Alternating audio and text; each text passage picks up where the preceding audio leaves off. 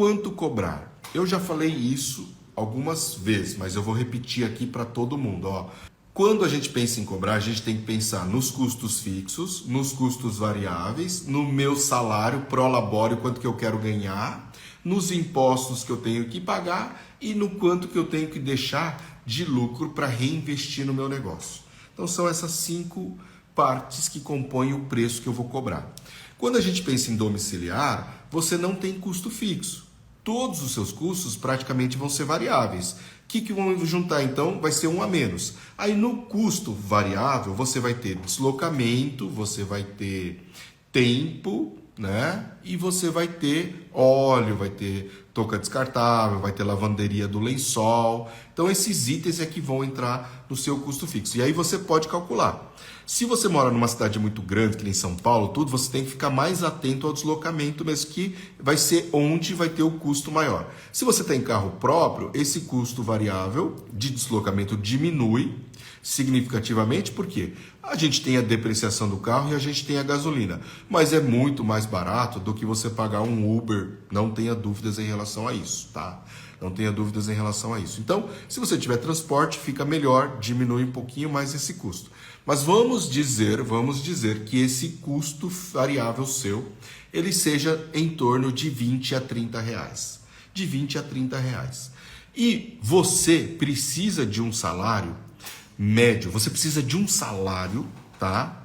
De 3 mil reais por mês, livre para você. 3 mil reais livre para você. Então, se você precisa de um salário de 3 mil reais, você precisa fazer todas umas contas, mas não tem como cobrar menos por cada sessão, tá? Do que 50 reais para você, livre.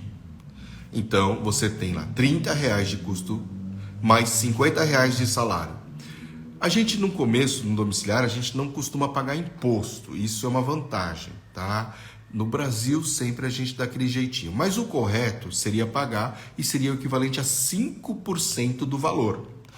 Imposto sobre serviço costuma ser 5% do valor. Tem uma variação de município para município, mas na média é de 5%. Se você abrir uma empresa jurídica, a média é de 10% de imposto, tá? Pode variar um pouquinho mais para menos, mas a média é de 10% de imposto. Então vamos calcular aqui pelo maior, 10%.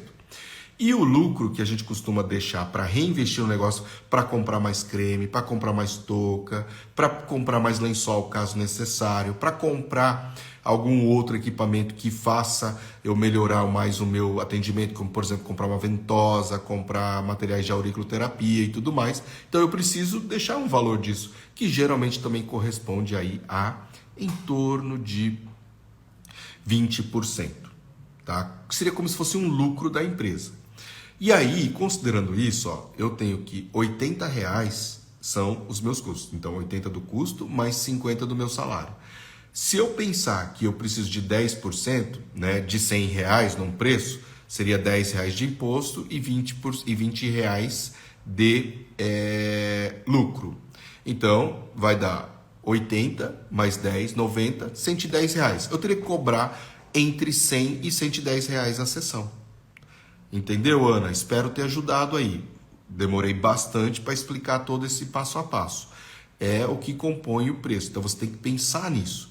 E aí você tem que pensar o seguinte. Então se você vai ganhar 50 reais por atendimento, para você conseguir juntar os seus 3 mil reais por mês que você precisa, quantos atendimentos você precisa fazer?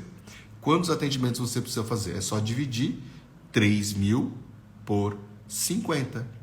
3 mil por 50. Então vai dar o quê? 3 mil por 50. Façam as contas aí. 30 por 5 dá 6, 60 atendimentos. 60 atendimentos você precisa realizar no mês para conseguir esse salário de 3 mil reais livres. 3 mil reais livres. Isso significa que você vai, se você cobrar 100 reais, você atender, você vai estar faturando 6 mil reais. E desses 6 mil reais, 3 mil você pode gastar para pagar suas contas. Olha que interessante, né? E 60 atendimentos, se você trabalhar 25 dias, dá numa média de 2 atendimentos e meio por dia. Não é muito atendimento. Não é muito atendimento. Então é bem tranquilo até. Tá bom? Carla Cruz, DOP, como ter mais clientes. Carla, tem que assistir a aula 1 e tem que focar no nicho da aula 1. Você quer atender quem? Quem tem dor na coluna? Quem tem fibromialgia? Quem tem insônia? Quem tem dor de depressão? Quem tem estresse? O que você gosta mais de atender? Quais são as técnicas que você tem que geram mais resultados para esse... Bom lance. Então, muitas vezes, o massoterapeuta ele já tem várias técnicas, certo? Então, o que você vai fazer quando você vai escolher o nicho? Você vai pensar, de acordo com as técnicas que eu tenho, quais públicos eu consigo melhor resultado. E a partir daí, você vai escolher o seu nicho, porque provavelmente você gosta mais desse nicho. É idoso? É gestante? É mulher? É criança?